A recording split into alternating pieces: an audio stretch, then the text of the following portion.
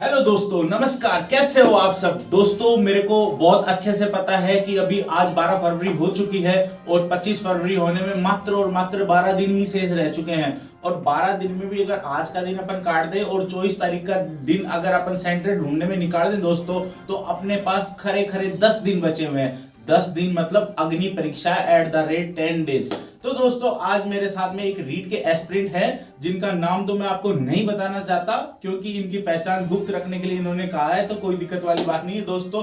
अब मैं इनसे जानता हूं कि कैसे आप 10 दिन के अंदर कौन सा ब्रह्मास्त्र है वो जिसका उपयोग करके आप सफल हो सके। तो दोस्तों जानते हैं इनसे सबसे पहले कि ये क्या करेंगे 10 दिन में।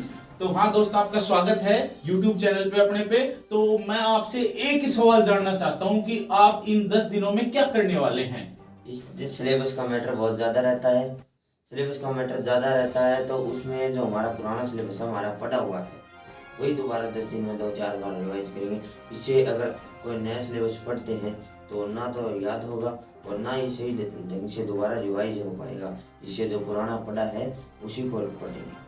दोस्तों अभी जो इन्होंने कहा है उसका कहने का जो सारांश है वो ये है कि आज तक इन्होंने जो भी पढ़ा है ना, आज से पहले मतलब शनिवार रात 12 बजे से पहले जो भी पढ़ा है सिर्फ 10 दिन में उसी को ही रिपीट करेंगे और कुछ नया काम नहीं करेंगे। अब मैं इनसे अगला सवाल ये पूछना चाहता हूं कि ऐसी क्या चीज है जिसको उस सिलेबस में भी वो ही चीज पढ़े जिससे कि अपने को वो ऑटो को लगाने वाली घर पे आ जाए। तो दोस्तों इनसे पूछते हैं। देखिए, भूगोल और हिस्ट्री कल्चर में तो ऐसा कुछ है नहीं भाई लिमिटेड पढ़ना हो, इसमें तो कहीं से भी पूछ सकता है एग्जामिनर।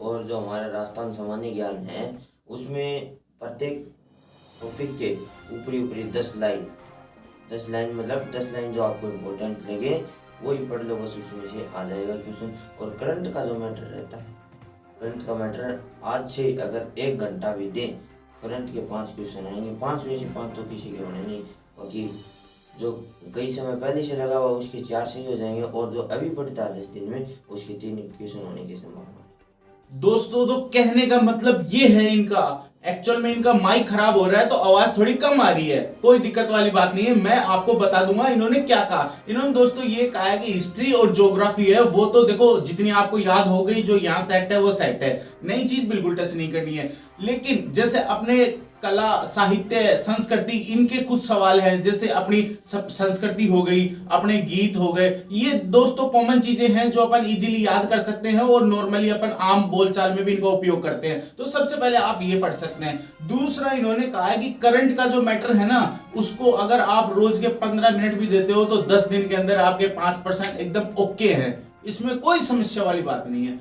तो मैं इनको गणित के बारे में भी पूछना चाहता हूँ कि गणित में आपका क्या विचार है। गणित में देखो, जो गणित का लेवल 1 की तो बात करें, जो गणित का जो स्टूडेंट है पहले से जो गणित का स्टूडेंट है 5 क्वेश्चन आएंगे उसके तो 5 के 5 सही होंगे। और जो नॉर्मल स्टूडेंट है हमारी तरह उसके आप समझो भिन्न है, लघुत्तम न्यूनतम है और साधारण ब्याज है और आयतन है। ये 4 टॉपिक वो तैयार कर ले, इसमें से 2 या 3 क्वेश्चन आ जाएंगे तो उसके हो जाएंगे। ज़्यादा चक्रवर्ती ब्याज है, इनके चक्कर में पढ़ने की कोई जरूरत नहीं है क्योंकि इससे ना ही तो उसका कॉन्सेप्ट क्लियर होगा और ना ही उसका नंबर मिलेंगे। इनके चक्कर में अगर कोई पड़ गया तो इससे 2 नंबर का नुकसान ही हो सकता है, फायदा नहीं होगा। दोस्तों इन्होंने फिर एक इंपॉर्टेंट बात और वो भी रिपीट की है कि कोई भी नई चीज बिल्कुल आप टच ना करें, आकार आयतन इनके चक्कर में ना पड़े। अगर आप मैथ के स्टूडेंट हैं तो आपको कहीं कोई प्रॉब्लम नहीं आने वाली, लेकिन अगर L1 के अंदर आप मैथ के स्टूडेंट ना हैं तो दोस्तों आप आकार आयतन हीरा वीरा इनके चक्कर में बिल्कुल ना पड़े। नॉर्मल सवाल आपसे वो पूछेगा नहीं, पूछेगा कुछ एडवांस लेवल के, और एडवांस लेवल में दोस्तों अपना डब्बा गोल है। तो ये थी कुछ बातें, लेकिन अब मैं एक चीज और पूछना चाहता हूं कि परीक्षा से पहले एक और परीक्षा मतलब सेंटर ढूंढना दोस्तों बहुत बड़ी बात होती है। तो इनसे इस बारे में भी चर्चा कर ही लेते हैं, आज आए हुए हैं तो कि सेंटर में क्या करना चाहिए, कैसे खोजना चाहिए, कब कब सर्च करना चाहिए, कहां जाना चाहिए या नहीं जाना चाहिए। तो हाँ बताओ आप क्या करना चाहिए। देखिए, जो हमारे एडमिट कार्ड आ जाते हैं कुछ दिन पहले उसमें हमें सेंटर को तो देख लेना चाहिए भाई कहाँ हमारा सेंटर है। सेंटर तक पहुँचने में कितना समय लगता है, अगर सेंटर तक पहुँचने में हमारे निर्धारित स्थान से 2-2.5 घंटे लगते हैं तो हमें 3-4 घंटे पहले जाना चाहिए क्योंकि वहाँ पर सेंटर न मिलने के कारण भी हो सकते हैं और कई बार टाइम लेट भी हो जाता है, इसी कारण हम परीक्षा से वंचित रह सकते हैं। मेरा तो यही कहना है कि जहाँ 2.5 घंटे का रास्ता है आप वहाँ 5 घंटे पहले जाइए। तो दोस्तों इन्होंने फिर से एक गूढ़ रहस्य वाली बात बताई है, और वो बात ये है दोस्तों कि आपको समय अभाव में भी समय निकालना है, और वो आपके सेंटर के लिए। क्यों? क्योंकि वो सबसे इंपॉर्टेंट चीज है दोस्तों। तो इसलिए दोस्तों मैं इनको बहुत बहुत मेरी तरफ से शुभकामनाएं, मालिक करे इनका नंबर आए, ये बढ़िया अच्छे मास्टर बने और आगे जाके ये आरएस अधिकारी तक पहुंचे दोस्तों, ऐसी मेरी दिली तमन्ना है। फिर भी और आप सभी को जो भी वीडियो देख रहे हैं उनको सबको मैं ऑल द बेस्ट कहना चाहूंगा दोस्तों। मालिक आप सबको अपनी अपनी मंजिल तक पहुंचाए। और दोस्तों ये 10 दिन है, तो 10 दिन, एक दिन बराबर 100 दिन। अब आप देख लो आपके 10 दिन कितने हो गए।